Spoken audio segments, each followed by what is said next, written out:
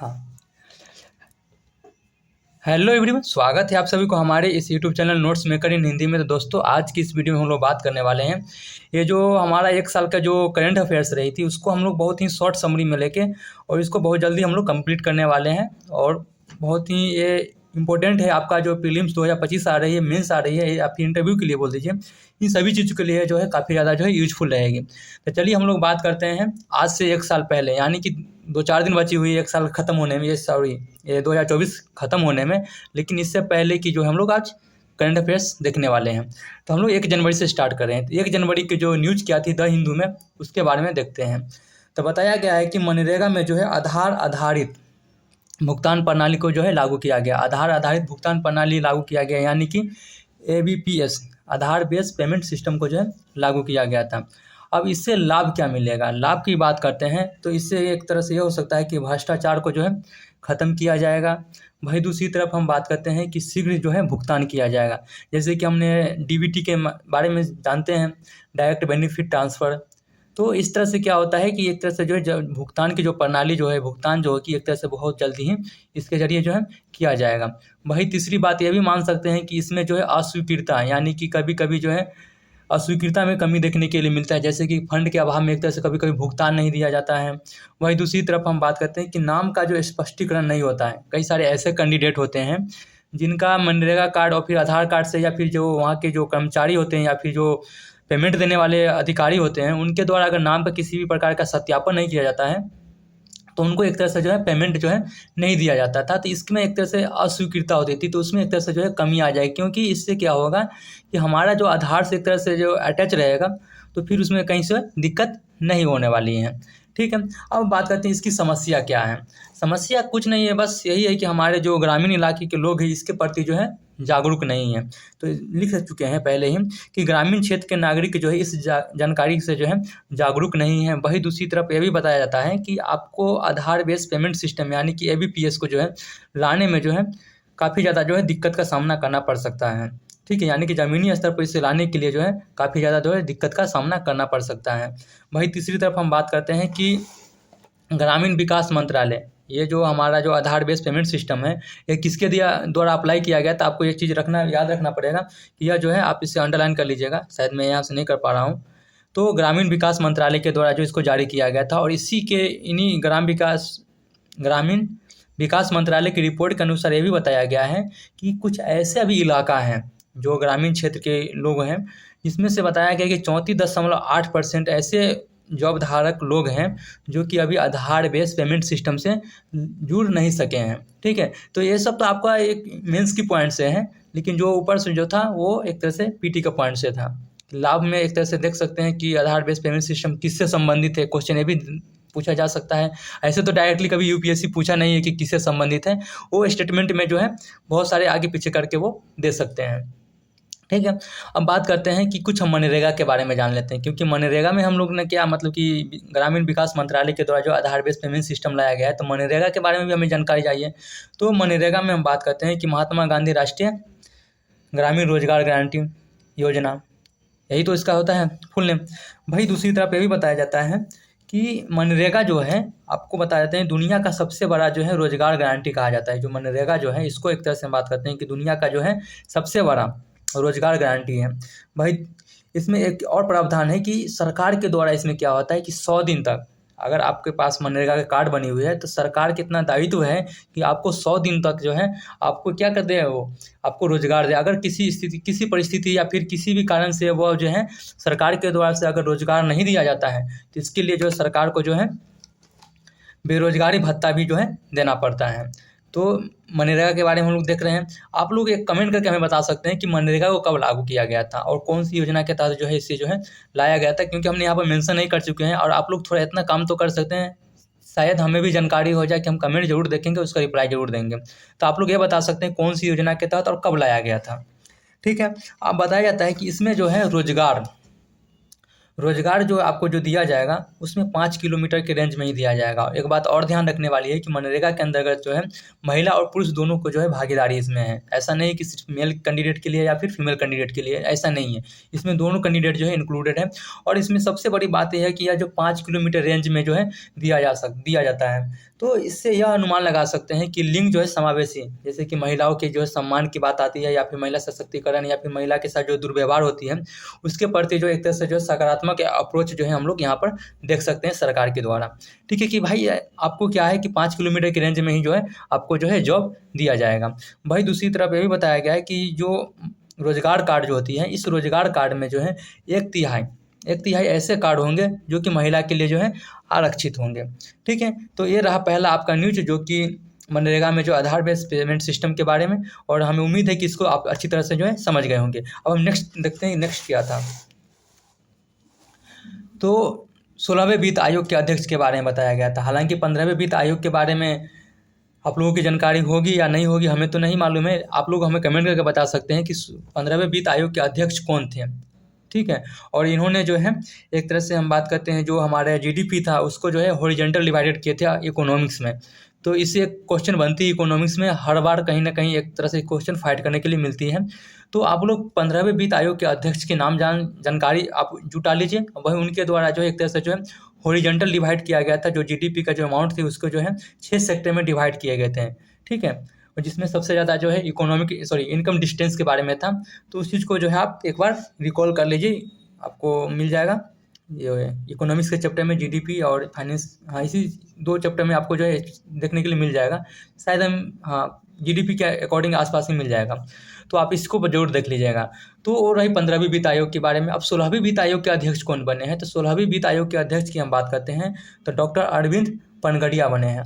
Doctor Arvind Panagariya के बारे में बताया जाता है कि इनके द्वारा जो कुछ टर्म्स और रेफरेंस जो है दिया गया है कि भाई हम जो है कौन कौन सी सेक्टर में किस तरह से प्रोविज़न लाएंगे, किस तरह से प्रावधान लेंगे, कौन सी काम करेंगे, इन सभी चीज़ों के बारे में जो है इन्होंने जो है कुछ इनका जो है टर्म्स ऑफ रेफरेंस है। क्या क्या है वो देखते हैं। देखिए, केंद्र व राज्य के बीच जो है कर का वितरण करना पहला इनका एक काम है। वही दूसरी तरफ हम बात करते हैं कि संचित निधि से राज्यों को जो है सहायता अनुदान से संबंधित नियम बनाना। यानी कि जो संचित निधि क्या होता है आप लोगों की मालूम होगी, अगर मालूम नहीं है तो आप हमारा प्लेलिस्ट देखिए, उसमें लक्ष्मीकांत पॉलिटी का एक सीरीज बनी हुई है, उसमें आप लोग जाकर पार्लियामेंट जो है वीडियो है उसमें आप देखिए, उसमें मिल जाएगा कहीं ना कहीं। कौन सी पार्ट है मुझे रिकॉल यानी कि समय याद नहीं कर पा रहे हैं, लेकिन उसमें हम पढ़ा चुके हैं संचित निधि क्या होता है। ठीक है, वो हम पढ़ा चुके हैं। तो उसमें क्या होता है कि इनका एक टर्म और रेफरेंस के बारे में बात करते हैं। तो संचित निधि से राज्यों को सहायता अनुदान से संबंधित जो है इनका पहला एक नियम रहेगा। वही दूसरी तरफ यह भी बात करते हैं कि आपदा प्रबंधन वित्त पोषण का जो है मूल्यांकन करेंगे। टर्म्स ऑफ रेफरेंस देख रहे हैं कि इनका, और एक बात और जानने की बात है, यह जो है कब से लागू होगा, 2026 से लागू होगा, अभी से लागू नहीं होगा, क्योंकि जो 15वें वित्त आयोग का जो कार्यकाल है 2021 से 25 तक है। ठीक है, तो 26 के बाद जो है ये आगे के लिए अप्लाई होगा। तो इस चीज़ को जो है आपको ध्यान में रखना कि अभी से ये लागू नहीं है। अभी हमारा 15वीं वित्त आयोग का जो है टर्म्स ऑफ रेफरेंस जो है वो चल रही है, 2025 तक चलेगी। ठीक है, उसके बाद ये 26 से जो है अप्लाई ये होगी। 16वें वित्त आयोग का जो टर्म्स ऑफ रेफरेंस है उसके बारे में 16वें वित्त आयोग की जो है देख लेंगे वहाँ 2026 से। चलिए आगे हम बात करते हैं कि स्थानीय पंचायत के लिए जो है राज्य की संचित निधि में जो है सुधार करना है। जो हमारे जो स्थानीय पंचायती सिस्टम है, जो लोकल पंचायती सिस्टम है, उसमें हम बात करते हैं कि राज्य की संचित निधि से जो सुधार करने पर जो है बात किया जाएगा। और फिर हम बात करते हैं कि पंचायत क्या होता है, नगरीय पंचायत क्या होता है। ठीक है, तो इन सभी के बारे में भी बाबू पढ़ा चुके हैं, एक बार देख लीजिए, मिल जाएगी उसी लिस्ट में। अब हम बात करते हैं कि वित्त आयोग क्या होता है। वित्त आयोग के बारे में हमें जानकारी होगा, तो वित्त आयोग की मैं फिर से रिपीट कर रहा हूँ, मैंने हर चीज़ पढ़ा चुका हूँ पॉलिटी के सीरीज में, पार्लियामेंट के सीरीज में, आप लोग वहाँ देख लीजिएगा, सारा माइंड क्लियर हो जाएगा, कि सारा कॉन्सेप्ट क्लियर हो जाएगा। क्योंकि हम उस चीज़ को अभी हम रिकॉल नहीं कर पा रहे हैं, और शायद उस चीज़ को हम अभी यहाँ पर डिस्कशन नहीं करेंगे, क्योंकि डिस्कशन करने से क्या होगा कि टाइम का जो ड्यूरेशन है काफ़ी लॉन्ग हो जाएगी। ठीक है, तो जब आप वीडियो देखेंगे तो उस समय आपको एक तरह से ना वो फील आएगा कि हम क्या पढ़ रहे हैं, हम पॉलिटी भी पढ़ रहे हैं। हालांकि आपका रिकॉल होगा, लेकिन थोड़ा सा ना वो आप जो ट्रैक से हट जाएंगे। तभी हम करंट अफेयर्स पर चलें तो करंट अफेयर्स पर ही चलेंगे। तो बात करते हैं वित्त आयोग की जानकारी। तो वित्त आयोग की जानकारी जो अनुच्छेद 280 में दिया गया है, 80 आर्टिकल हमारा एक कोड है, आप लोग इस कोड को इस्तेमाल ना करें। ठीक है, अनुच्छेद 280 में इसकी जो है जानकारी है। बात करते हैं कि वित्त आयोग एक तरह से हम बात करते हैं कि अर्ध न्यायिक इकाई है। ठीक है, और राष्ट्रपति के द्वारा जो हर 5 साल में जो इसको जो है गठित किया जाता है। ध्यान देने वाली बात है, अर्ध न्यायिक इकाई, इससे क्वेश्चन पूछा जा सकता है, ध्यान देने वाली बात है। और राष्ट्रपति के द्वारा जो है हर 5 साल में जो है वित्त आयोग का जो है गठन किया जाता है। किसके लिए? केंद्र के लिए, यानी सेंट्रल लेवल पर राज्य के द्वारा जो है, राज्य में जो है राज्यपाल के द्वारा जो है उसको गठित किया जाता है। वो हम आगे देखेंगे, उसके बारे में भी लिख चुके हैं। तो ये सेंट्रल के लिए है, ठीक है। राष्ट्रपति के द्वारा हर 5 साल में जो वित्त आयोग का जो है गठन किया जाता है। और बात करते हैं, यह जो है केंद्र सरकार जो है सिफारिश और वित्त आयोग के एक पास पावर है कि वह जो है, जो केंद्र सरकार है, केंद्र सरकार की जो एक तरह से जो सिफारिश है उसको मानने के लिए जो बाध्य है या फिर ना बाध्य है, कि हम केंद्र सरकार के जो निर्णय होगी हम मानने के लिए जो है, ये नहीं कि हम उनका निर्णय मानेंगे, हम ना मानने भी सकते हैं। तो इस चीज़ को जो है बाध्य नहीं है कि हम केंद्र सरकार का जो निर्णय आएगा हम उसको जो है मानना ही पड़ेगा। इससे आप वित्त आयोग पर जो है लागू नहीं होता है। इस चीज़ को ध्यान रखने वाली है, ये आप इम्पोर्टेंट में रख लीजिए, 5 स्टार लगा लीजिए इसमें, कि केंद्र का निर्णय वित्त आयोग को मानना जरूरी नहीं है कि वो मानेंगे, यानी कि बाध्य नहीं है, ठीक है। अब हम बात करते हैं कि वित्त आयोग की सदस्यता के बारे में बात करते हैं। तो इसमें जो 5 सदस्य होते हैं, जिसमें से एक अध्यक्ष होते हैं और 4 अन्य सदस्य होते हैं। 4 में से एक ऐसे सदस्य होना चाहिए जो कि हाई कोर्ट के जो है मुख्य न्यायाधीश होना चाहिए, यानी कि फिर न्यायाधीश होना चाहिए, मुख्य न्यायाधीश नहीं, सॉरी मैंने मुख्य न्यायाधीश बोला हूँ, न्यायाधीश होना चाहिए, ठीक है। अब बात करते हैं, तो ये 5 सदस्य होते हैं, इसकी योग्यता कौन लोग निर्धारित करते हैं? जैसे कि हमारे यूपीएससी की है, तो यूपीएससी में होती है ना कि ग्रेजुएशन पास आउट होनी चाहिए। तो इसमें जो है जो 5 सदस्य हैं, इसके 5 सदस्य में हम बात करते हैं, इनकी जो क्वालिफिकेशन जो है कौन निर्धारित करेंगे? तो क्वालिफिकेशन निर्धारण करने की बात करते हैं तो संसद के द्वारा जो है निर्धारित किया जाता है। और वही दूसरी तरफ हम बात करते हैं कार्यकाल, तो इनकी कार्यकाल का निर्धारण जो है एक तरह से हम बात करते हैं कि राष्ट्रपति के द्वारा जो है किया जाता है, ठीक है। अब हम बात करते हैं कि पुनर्नियुक्ति का भी प्रावधान है। ये जो 5 सदस्य हैं, अध्यक्ष और 4 अन्य सदस्य हो गए, इन लोगों का अगर चाहे तो राष्ट्रपति महोदय साहब जो है इनको जो है दोबारा जो है नियुक्ति कर सकते हैं। तो यहाँ पर एक बहुत ज़्यादा जो है हर पॉइंट से क्वेश्चन बनने की उम्मीद है, तो आप लोग प्लीज़ इसको बहुत ही, हम थोड़ा स्पीड में चल रहे हैं, तो ऐसा नहीं है कि आपको बस वीडियो की स्किप किया फिर हम क्वाइट कर दें, नुकसान आप ही का होगा। तो आप लोग इसको मतलब कि 75 पर चले जाइए, आप ऊपर चले जाइए, स्लो कर लीजिए, या तो फिर आप हमें कमेंट करके बताइए हम स्लो में चलते हैं। लेकिन इसको हर एक पॉइंट को आपको अच्छी तरह से समझना जरूरी है, क्योंकि इसी पॉइंट से आपका प्रीलिम्स के जो क्वेश्चन आती है ना, इसी के इर्द गिर्द रहता है, और इसी के आप जो है थिंकिंग लेवल पर आप उसको जो है फाइट कर सकते हैं, ठीक है। तो इसको आपको ध्यान रखना पड़ेगा। चलिए आगे देखते हैं।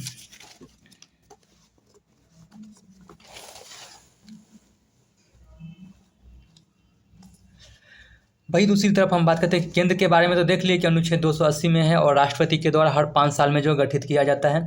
लेकिन कुछ ऐसे भी प्रावधान है जो कि राज्य में जो है वित्त आयोग का गठन किया जाता है। तो राज्य में वित्त आयोग का गठन की हम बात करते हैं तो राज्यपाल के द्वारा किया जाता है, और यह जो भारतीय संविधान के अनुच्छेद 243 के आधार पर किया जाता है। और ये भी बात करते हैं 5 साल के लिए जो है किया जाता है। हर 5 साल पर जो है राज्यपाल के द्वारा जो है एक वित्त आयोग जो है राज्य वित्त आयोग का गठन किया जाता है। ध्यान देने वाली बात है। लेकिन ये जो राज्य वित्त आयोग का जो काम क्या होता है, तो इसकी कार्य की हम बात करते हैं तो राज्य की जो है पंचायत के संबंध में जो है, जो राज्य है, राज्य में बहुत सारे पंचायत होते हैं, जिला होते हैं, प्रखंड होते हैं। तो जो पंचायत होती है उसके पंचायत के संबंध में जो है कार्य जो है करना, या फिर उसके जो है संबंधित जो है निर्णय वगैरह जो है लेना है तो ले सकते हैं, ठीक है। वही दूसरी तरफ हम बात करते हैं नगर पालिका का भी, और दोनों के बारे में हम ऑलरेडी फिर से बोल रहे हैं कि पढ़ा चुके हैं कि नगर पालिका क्या होता है, पंचायती व्यवस्था क्या है, इस चीज़ को पढ़ा चुके हैं। और प्रीलिम्स के जो है आपका मेंस पीटी का जो सिलेबस में है, ये इसको आपको स्किप नहीं करना है। पंचायती राज व्यवस्था जो है आपको प्रीलिम्स के पीटी में है, यूपीएससी की प्रीलिम्स है उसमें पीटी के सिलेबस में है। इस चीज़ को ध्यान दीजिए आप लोग, इसको आपको छोड़ना नहीं है। और हम पढ़ा चुके हैं, आप मेरा प्लेलिस्ट चेक कीजिए, उसमें आपको वीडियो मिल जाएगी, ठीक है। अब चलिए, जैसे कि 2024 का साल ख़त्म हुआ था, क्योंकि हम लोग 1 साल पीछे की करंट अफेयर्स पढ़ रहे हैं तो हम पीछे में अभी हैं। तो 2023 का जो सुप्रीम कोर्ट का कुछ ऐसे निर्णय था, और सुप्रीम कोर्ट का क्या क्या ऐसे महत्वपूर्ण निर्णय था जो कि एक तरह से जो है काफ़ी ज़्यादा महत्वपूर्ण था, उसके बारे में हम देखते हैं। तो 2023 में जो है सुप्रीम कोर्ट का जो कुछ विशेष फैसला आया था, जैसे कि अनुच्छेद 370 के मुद्दा पर, आपको ये मेंस के पॉइंट से है, पहले ही बता रहा हूँ, या फिर आप पीटी में कहीं इधर उधर से मिल जाए तो मिल जाए, लेकिन ये मेंस के पॉइंट से आप कहीं पर इसको कोटेशन कर सकते हैं सुप्रीम कोर्ट की फीचर्स की, क्योंकि सुप्रीम कोर्ट भी हमारे पॉलिटी में पढ़ना है। तो इसका इर्द गिर्द में अगर कहीं मिल जाए तो आप इसको जो है कोटेशन के रूप में जो है आप इसको अप्लाई कर सकते हैं। तो अनुच्छेद 370 के मुद्दा पर जो बात किया गया था, फैसला सुनाया गया था, जो कि ऐतिहासिक फैसला था, बहुत ही इम्पोर्टेंट था। जो हमारे जम्मू कश्मीर और लद्दाख के जो एरिया था उसमें जो अनुच्छेद 370 का जो मामला था उस पर अभी हम नहीं जाएंगे, लेकिन बहुत ही मतलब कि ये सबसे अच्छा काम था। ठीक है, काफ़ी दिनों के बाद इस चीज़ को जो अनुच्छेद 370 जो हटाया गया, बहुत ही अच्छा था। वहीं दूसरी तरफ हम बात करते हैं डीमोनेटाइजेशन यानी विमुद्रीकरण, जो कि सरकार के द्वारा लाया गया था। ऐसे कौन सी सरकार के द्वारा ऐसे हम संबोधित नहीं कर सकते हैं, आप भी संबोधित नहीं कर सकते हैं कि कौन सी सरकार के कार्यकाल में लाया गया था। सॉरी, सरकार के कार्यकाल में नाम ले सकते हैं, लेकिन कौन सी सरकार है उनका नाम को उच्चारण नहीं करना है। ठीक है, तो विमुद्रीकरण के डिमोनेटाइजेशन के ऊपर भी जो एक तरह से अहम फैसला सुनाया गया था 2023 में सुप्रीम कोर्ट के द्वारा। भाई दूसरी तरफ हम बात करते हैं कि सेम सेक्स विवाह का जो है मान्यता को जो है सुप्रीम कोर्ट ने जो है ख़त्म कर दिया गया था कि नहीं, ये जो सेम सेक्स की जो एक तरह से जो मान्यता है, ये जो विवाह की जो मान्यता जो एक तरह से आ रहा है, इसको जो है ख़त्म किया गया था। भाई दिल्ली जो सिविल सर्वेंट की जो मामला पर जो है फैसला सुनाया गया था। एक तरह से दिल्ली क्या है, यूनियन टेरेटरी है, और इसमें जो सिविल सर्वेंट के जो है एक तरह से विवाद चलता रहता है कि एलजी और दिल्ली के मुख्यमंत्री के साथ। हालांकि न्यूज़ में भी था, जब हम 2023 की हम अटैम्प्ट के लिए हम पढ़ रहे थे, तो 2024 के लिए जो हम दे रहे थे, तो उसमें एक न्यूज़ था कि किसी भी अधिकारी को ट्रांसफ़र के या फिर नियुक्ति के लिए जो प्रावधान के लिए जो क्या क्या था, विवाद का मुद्दा था, वो पढ़ने के लिए था। तो ये तो मुझे मालूम है कि ये तो हाईलाइट मुद्दा था।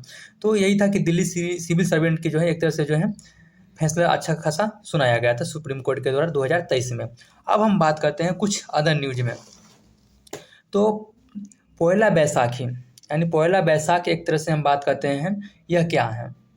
पोयला बैसाख के बारे में यह बताया जाता है कि यह जो है एक तरह से बंगाल यानी कि पश्चिम बंगाल का जो है कैलेंडर है, और इस कैलेंडर में बताया जाता है कि पोयला बैसाख को जो एक तरह से न्यू ईयर के रूप में मनाया जाता है। तो यहाँ पर 3 चीज़ निकल रही है। पोयला बैसाख क्या है, तो यह एक तरह से हम बात करते हैं पश्चिम बंगाल का एक कैलेंडर है, और पोयला बैसाख पश्चिम बंगाल के कैलेंडर में जो है न्यू ईयर्स के रूप में जो है देखा जाता है। तो वही दूसरी तरफ यह भी बताया गया है कि पश्चिम बंगाल के सरकार के द्वारा यह बताया गया है कि जो पोयला बैसाख है, पोयला बैसाख को जो यानी कि न्यू ईयर मनाया जाता है। तो न्यू ईयर के दिन जो है एक तरह से हम लोग क्या मनाएंगे, राज्य दिवस के तौर पर जो है मनाएंगे। यानी कि आपको यहाँ पर 2 क्वेश्चन और बहुत ही कन्फ्यूजन पॉइंट है यहाँ पे, कि पहले तो आपको पोयला बैसाख के बारे में जानना पड़ेगा। तो पोयला बैसाख एक तरह से हम बात करते हैं पश्चिम बंगाल का एक कैलेंडर है, और पोयला बैसाख नए साल के रूप में जो है होता है। और इसी के दिन क्या किया गया है, पश्चिम बंगाल के सरकार के द्वारा जो है एक तरह से जो है राज्य दिवस के रूप में जो है घोषित किया गया है। ठीक है भाई, एक और बात घोषित किया गया था कि पश्चिम बंगाल में हम बात करते हैं कि बंगलार माटी और बंगलार जोड़ को जो है राज्य गीत का जो है दर्जा दिया गया है। ठीक है, ये जो है रविंद्रनाथ टैगोर जी का कोटेशन है, और इसको जो है एक तरह से जो है राज्य गीत का जो है दर्जा दिया गया है। और राज्य दिवस एक तरह से पोयला बैसाख को मनाया जाएगा, और राज्य गीत का जो है दर्जा दिया गया है किसको, बंगलार माटी बंगलार जोड़ को। और इसके लिए कुछ जो है समय निर्धारित किया गया कि ये जो राज्य गीत है इसको कितने समय में जो है गाया जाएगा। तो बता देते हैं कि इसके लिए टाइम जो निर्धारण किया गया है 1 मिनट 59 सेकेंड में। लेकिन हमारे देश में यानी कि हमारे भारत राज्य में भी जो है कुछ ऐसे भी प्रावधान हैं जिसमें हम बात करते हैं कि राष्ट्रीय गीत के बारे में बताए जाते हैं, या फिर राष्ट्रीय गान जो कि हमारे जनगण मनगण हो गया। तो इन सभी चीज़ों के बारे में जो है एक टाइम ड्यूरेशन ही कितने समय में जो है आप इसको गा सकते हैं। तो राष्ट्रीय गीत के बारे में बताया जाता है कि जो है राष्ट्रीय गीत हमारा क्या है, बहुत सारे बच्चे को मालूम ना हो तो आप जान लीजिए कि वंदे मातरम है, और इसका जो टाइम ड्यूरेशन है आपको 1 मिनट 9 सेकेंड में जो है इसको जो है गाना है। वही दूसरी तरफ हम बात करते हैं कि राष्ट्रगान में क्या आता है, तो जनगण मनगण आता है, और इसको जो है 52 सेकेंड में जो है गाना पड़ता है। तो दोस्तों आज की वीडियो की फिर हम लोग यहीं पे विराम देते हैं, और 1 जनवरी 2024 की जो है वीडियो कंप्लीट हुई। फिर हम लोग मिलेंगे 2 जनवरी की, ठीक है, जो कि हम ऑलरेडी बना चुके हैं नोट्स। इसी तरह से जो है सारे सिक्वेंसली चलेगी, और पर डे 2 वीडियो अपलोड कर देंगे। शायद हमें ऐसा लगता है कि मार्च तक इसको हम कंप्लीट कर सकते हैं। ठीक है, उसके बाद अगर कोई टॉपिक बची तो एक मैराथन हम कर लेंगे। तब तक के लिए धन्यवाद, थैंक यू। प्रॉपर नोट्स बनाइए, रिविजन कीजिए, मॉक टेस्ट लगाइए। सबसे ज़्यादा अभी प्रीलिम्स के लिए मॉक टेस्ट बहुत ज़्यादा इंपॉर्टेंट होती है, तो इस चीज़ पर आप लोग को बहुत ही हिम्मत से जोरों से काम करना पड़ेगा। धन्यवाद।